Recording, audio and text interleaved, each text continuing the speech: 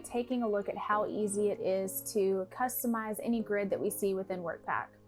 So from this home screen, I'm going to start out by going into my planning tab. And then under this tab, I'll see all of the events that we have listed.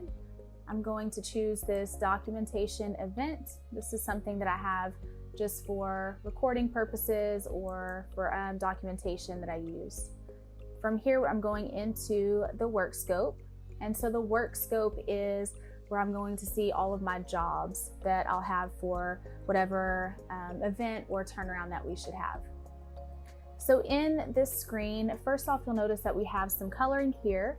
So this has been formatted. Any grid within WorkPAK allows for customizable conditional formatting.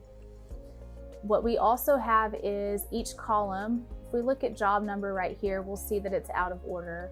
Any column that we have, we can just click and then it will sort based on whatever is in that. Every column also has filtering. So if we wanted to click on this one right here and only look at, let's say, our complete jobs, then we could easily select that.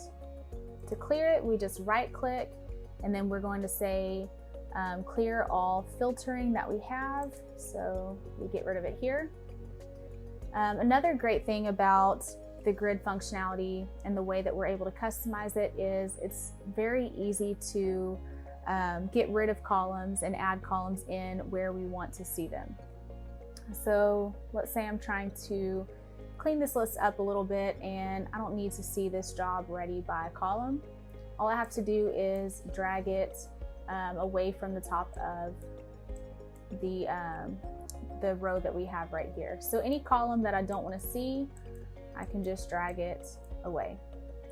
Now, if I want to get that column back, I can just right click in any column that I have, select my column chooser, and any available column is going to show up in this box. So two ways to get it back. We can either double click, and so we see this show up over here, or we can take it and drag it into place wherever we'd like to see it. Once we have our column set up however we want, we can actually save the layout. So this is helpful. Let's say you want to save some type of manager's layout or a specific layout for a scheduler to make it easy for them to get into the work scope screen and see what they need to find, then we can do that. So in this case, if I am the scheduler and I'm coming into the work scope list and I want to be able to see what jobs do we have or what activities do we have that are validated, then I can easily arrange that to where I can see it. So we'll notice in this column right here, I can sort by my activities validated. So all of these jobs have validated activities. And then this one right here, this last Primavera export date, will show me which ones have already been exported to the schedule. So this makes it very easy to come in and see exactly which jobs still need to be exported for the schedule. Something else within this screen that makes it easy to view things that you'd like to see is the grouping feature. So if we don't want to just sort on our stage, let's say we wanted to be able to group, then all we have to do is take it and drag it into this bar at the top, and we'll see that now we are grouped on stage. So we have our approved. It also shows the estimated cost for each grouping that we have set.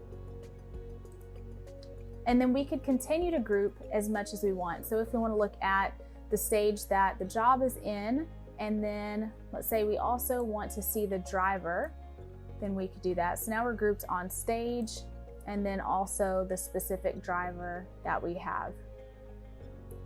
To get rid of this, we just simply right click, clear out the grouping, and then it returns to normal.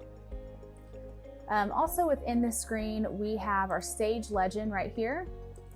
So at a glance, I can easily see the different stages, what jobs are new, which jobs are on hold, rejected, approved, assigned in the planning stage, ready to validate, all of those things that are really important to see.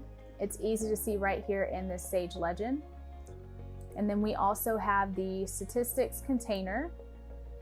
And so when we load this, again, at a glance, we're able to see all of that important information at first glance without having to go through and dig to find it.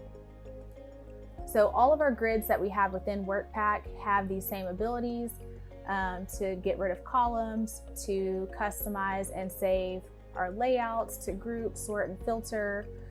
So WorkPAK truly does make it easy for you to get into these grids, customize it, and work more efficiently.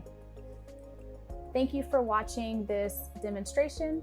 Stay tuned for more videos showcasing the features within WorkPAK.